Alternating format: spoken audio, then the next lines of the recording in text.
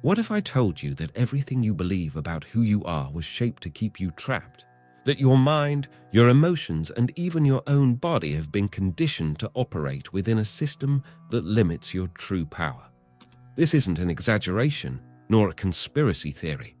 It's something great sages have always known, but it was deliberately hidden from you. The human body isn't just flesh and bones, it's advanced technology, capable of accessing deeper levels of consciousness and manifestation, but this potential has been locked away, slowed down, and silenced.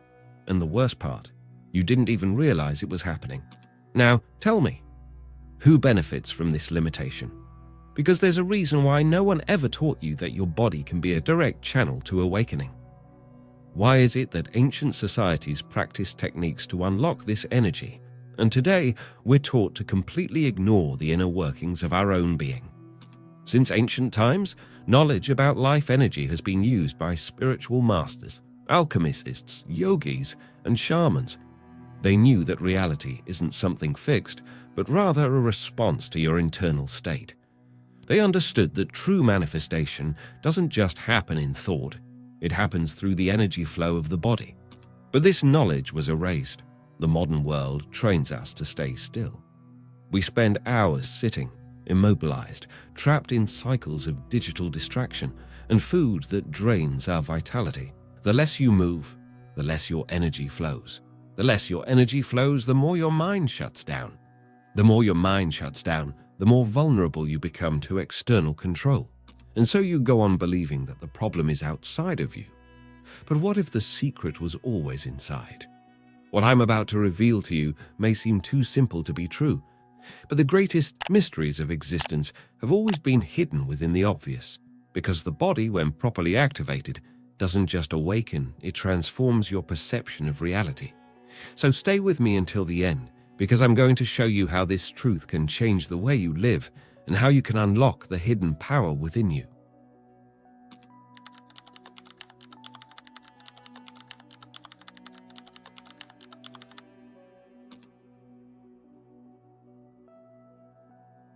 What if I told you that everything you've been taught about manifestation is wrong? That the idea that simply thinking positive and visualizing your desires is just an incomplete version of the truth? The problem was never your mind. The problem is that they made you believe it was everything. Since childhood, you've learned that thought creates reality, that if you believe enough, things will happen. But what no one ever told you is that your mind alone doesn't have that power. Thinking about something doesn't mean you're vibrating at that frequency. You can desire money, success, love, freedom, but if your body isn't aligned with that vibration, nothing changes. Because the true power of manifestation isn't in the mind, it's in the body.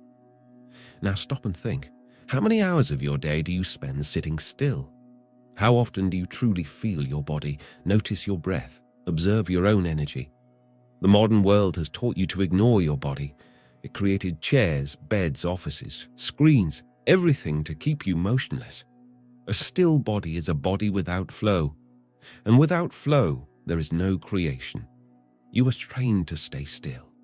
And worse, they made you believe that the body is just a vehicle to carry your mind, as if it was something separate, disconnected, lacking its own intelligence. But that couldn't be further from the truth. Your body is a portal. It stores memories, emotions, traumas, and more than that, it contains all the information necessary for your transformation. You don't need to seek answers outside, because they're already within you. But as long as your energy is blocked, as long as you remain motionless, those answers will never come. Your mind can dream of change, but if your body doesn't feel that change, it will never manifest. Now, look at your own life. Have you ever tried to change something just by thinking about it? Have you ever tried to convince yourself that something was going to work out, but deep down you felt a tightness in your chest, a knot in your stomach, a tension in your body? This is exactly where most people fail. You can't fool your body. If it's tense, locked up, weighed down by repressed emotions, it will keep vibrating scarcity, fear, and stagnation, no matter how much your mind tries to believe otherwise. And since the universe responds to your vibration, not just your thoughts, the result is obvious. Nothing changes. Now, the question no one asks, If the body is the key to unlocking your reality, why were we taught to ignore it? Because a disconnected body is an easy body to control. If you don't feel your own energy flow, you become dependent on the external world. You start looking for answers in gurus, books, social media. You believe you need something outside of yourself to heal, to find yourself, to transform. But that dependence is an illusion. The ancients knew this, and that's why every civilization that understood the true power of the body was either silenced or ridiculed. Monks, yogis, ancient healers, they were all talking about the same thing. True manifestation happens when the body and mind are aligned. And if you think this is just philosophy, look at the science. Research shows that repressed emotions directly affect the body's chemistry, influencing everything from your health to your decisions. Chronic stress alters your vibration, keeping you in a constant state of survival. Your nervous system learns to operate in fear, and that fear reflects in everything: your relationships, your work, your money.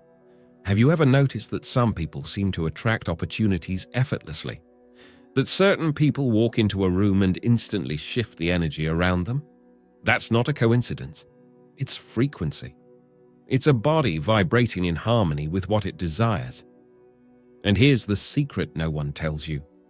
Your energy doesn't move on its own. You have to move with it. So if you want to change your life, start with your body. Breathe deeper, move more, tap on your own chakras. Dance, stretch, break out of the stiffness you were taught to accept as normal. Because when your energy flows, your reality flows with it. And once you feel that, there's no going back. How life mirrors your movement. Life energy is what keeps everything moving. It's the invisible force that animates your body, sustains your mind, and drives your emotions. You can't see it, but you feel its presence when you're full of life, inspired, connected. And you also feel its absence when you're exhausted, unmotivated, stuck in cycles of stagnation. But what exactly is this energy? Think of it as a river running through you. When the waters are free, everything flows effortlessly. Your thoughts are clear, your emotions are balanced, and your body responds with strength and vitality. But when that flow is interrupted, the water starts to stagnate. Puddles form, filled with mud and debris, and little by little, the current loses its power. The flow of life energy works the same way. If it's free, you experience a state of expansion, where life seems to unfold more smoothly.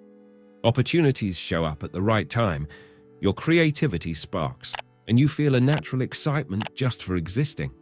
But if there are blockages, everything feels stuck.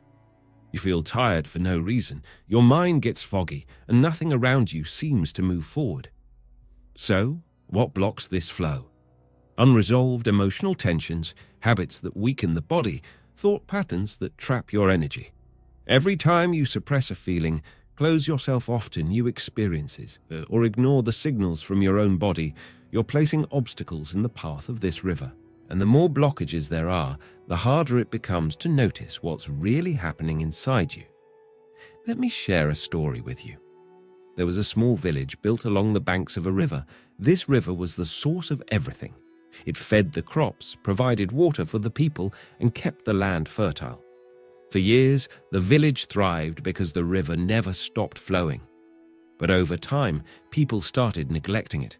They threw debris along the shore, built unnecessary dams, and diverted the water for things they didn't really need. Slowly, the flow weakened. Small pools of stagnant water began to appear. The soil dried up. The crops started to wither. What was once a vibrant, thriving land became dry, weak, and lifeless. The village elders warned, the problem isn't the river, but how we treat its flow. But no one listened. Until one day, a young man who had been observing everything decided to take action. He walked along the riverbanks and started removing the debris, opening the unnecessary dams, clearing the riverbed. At first it seemed like a pointless effort, but he kept going. Over time, the waters began to move again. The soil became fertile once more. The village, which had been fading away, started to bloom again. And then, everyone realized that the problem had never been the river. The river had always been there. It just needed space to flow. Your body works the same way. When your energy is blocked, nothing thrives. Your enthusiasm fades, your clarity dissolves, your vitality drains away. But the good news is, the flow was never lost. It's just waiting for you to remove the obstacles. The 3 lower chakras and the invisible prison of reality. But not every energy blockage happens by chance. There's a pattern, an invisible structure that keeps energy trapped, and it all starts with the first 3 energy centers of the body. The foundation of your energy lies in the 3 lower chakras, and that's exactly where most people are stuck. These energy centers are responsible for your most instinctive needs: survival, pleasure, and personal power. They regulate your fears, your heavier emotions, and how you position yourself in the world. When they're balanced, they provide a solid foundation for your energy to rise and expand your consciousness. But when they're blocked, they keep you anchored in states of anxiety, stagnation, and repetition. The first chakra, Muladhara, root chakra, located at the base of the spine, governs the survival instinct. It's activated by fear. If you always feel like you're struggling to secure your safety, if you live in a constant state of alert, if you don't trust the flow of life, your energy is trapped at this level. The second chakra, Swadhisthana, sacral chakra, located in the lower belly, is the center of emotions and pleasure.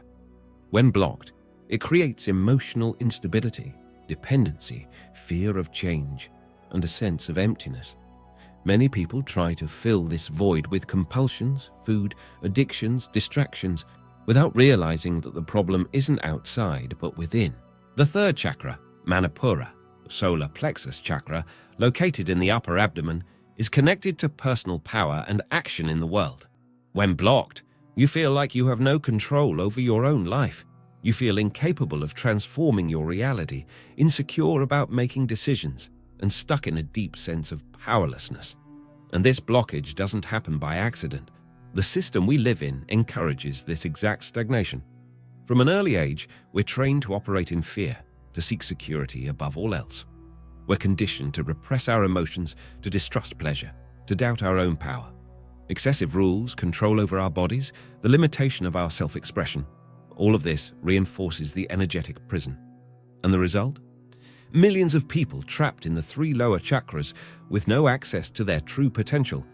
People living on autopilot, repeating the same patterns without even realizing they're trapped inside themselves.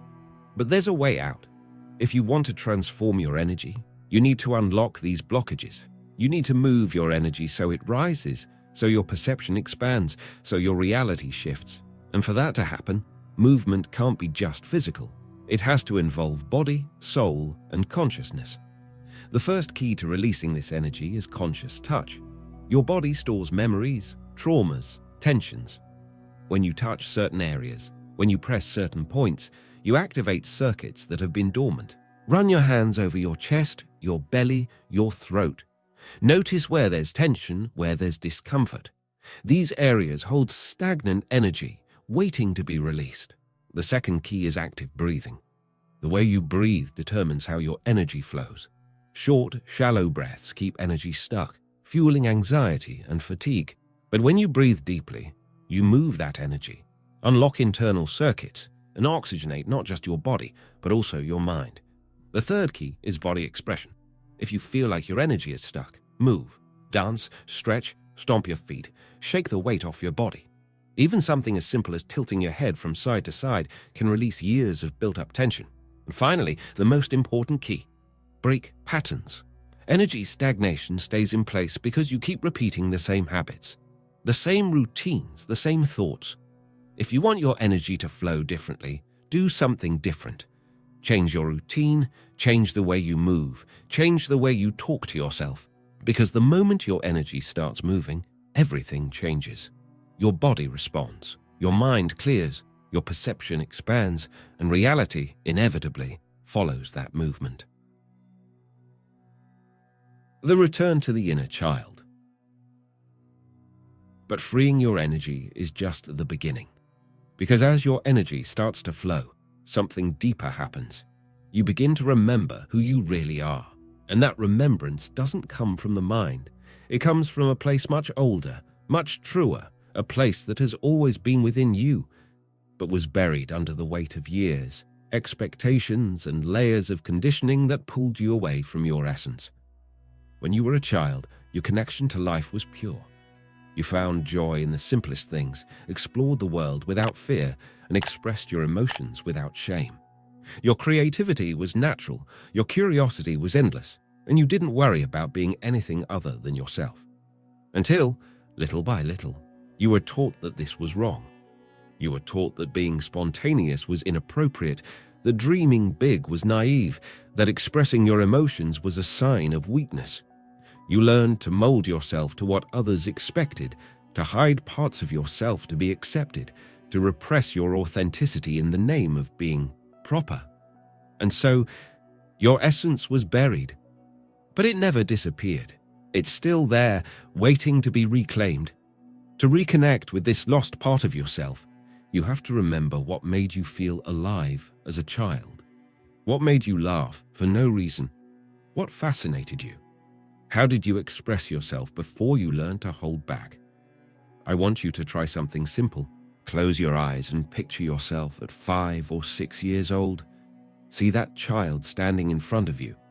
Watch how they move, how they look at the world. Feel the energy they carry. Now, ask that child, what made you happy? And listen to the answer, because that answer is the key. Reclaiming your essence doesn't mean going back to childhood. It means recovering what was forgotten. Spontaneity, the ability to be amazed, the freedom to be who you truly are.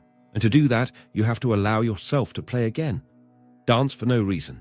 Laugh at simple things. Draw, write, run, sing. Do something without worrying about the outcome. Because in that lightness, you reconnect with yourself. And when that connection happens, another illusion begins to dissolve, the illusion of the ego. From the moment we learn to adapt to the world, we create an identity, a self, shaped by beliefs, fears, and experiences. This self is what we call the ego. It protects us, gives us a sense of control, and helps us navigate life. But it also limits us. Because the ego doesn't want you to change. It feeds on what it already knows. It clings to labels, stories, and certainties that keep you in the same place. It creates narratives about who you are, and if you believe them without questioning, you become a prisoner of your own identity. But the ego doesn't have to be an enemy. There are 2 types of ego. The constructive ego, which gives you individuality, self-confidence, and strength to express yourself in the world, and the destructive ego, which traps you in insecurities, comparisons, and fears that block your expansion. The difference between someone who awakens and someone who stays stuck is how willing they are to question their own ego. Great spiritual masters have always spoken about this. Buddha taught that suffering comes from attachment to the self, from resisting the impermanence of life. Jesus said that to find the kingdom of heaven, you had to become like a child. In other words, let go of the layers of conditioning that separate you from your true essence. Socrates challenged people to question everything, including their own identity, because he knew that true wisdom comes from deconstructing the ego. But this isn't something that happens overnight. Dissolving the ego isn't about fighting it. It's about recognizing it. You don't need to kill your ego. You just need to realize that it's not who you really are. And as that realization grows, something inside you starts to shift. You stop identifying with your fears. You stop reacting automatically to things. You stop taking everything personally. You become lighter, more fluid, more present. And in that space, true transformation happens. The outer world is a reflection of your inner world. And as your perception of the ego dissolves, a new understanding emerges. The world around you was never separate from you. It has always been an exact reflection of your inner state. Reality works like a mirror. What you see out there is just a projection of what you carry inside. If your mind is in chaos, your life will reflect that chaos. If your emotions are trapped in fear, everything around you will seem threatening. If you believe the world is cruel and unfair, it will constantly give you proof of that. But if that's true, then the opposite is also true. If you shift your internal vibration, the world will start shifting with you. This doesn't mean the external world magically transforms overnight. It means your perception changes, and when your perception changes, your choices change. Your actions change, your energy field changes. And when that happens, the situations around you start responding differently. Everything is connected. The great masters have always known this. Hermeticism teaches that as within, so without. Buddhism speaks about the mind as the creator of experience.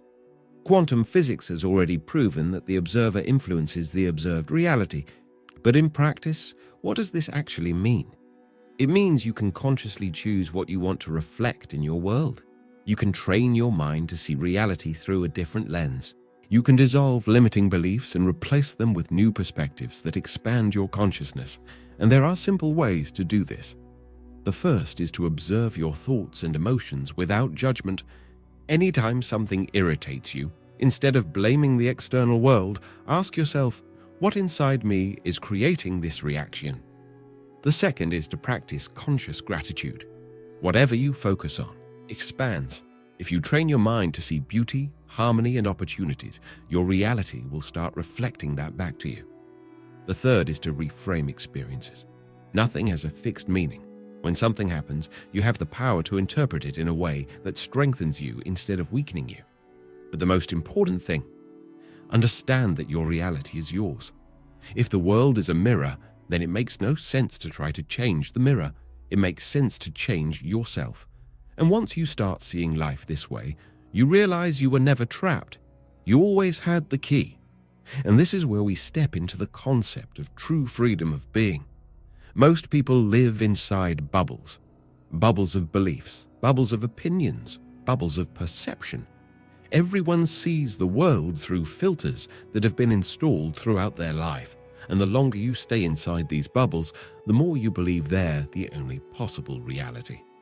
But these bubbles aren't real. They're mental constructs, and the first step to breaking out of them is to question everything.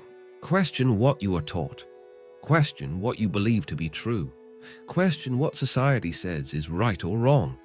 Question what your mind repeats automatically without you ever stopping to reflect on it. Because true freedom isn't physical, financial, or social. True freedom happens when you break free from the invisible chains of the mind. But that takes courage. Stepping out of these bubbles means opening yourself up to the unknown. It means letting go of comfortable certainties. It means accepting that maybe everything you've believed up until now was just a temporary construct, and few people are willing to do that. But if you've made it this far, something inside you is already ready. The journey now is inward, beyond labels, beyond illusions, beyond what was imposed on you. It's a return to your true essence, the one that existed before any belief, before any limitation. And once you step onto this path, there's no turning back. Now that you've seen this truth, you can't unsee it. What I've shared here is just the beginning. There's so much more to explore, and I've prepared a special video for you to take the next step on this journey. This video will go even deeper into everything we've talked about and show you how to apply this knowledge to your life in a real and practical way. So don't leave just yet. Click the video that's on your screen now, and I'll meet you there. See you on the other side.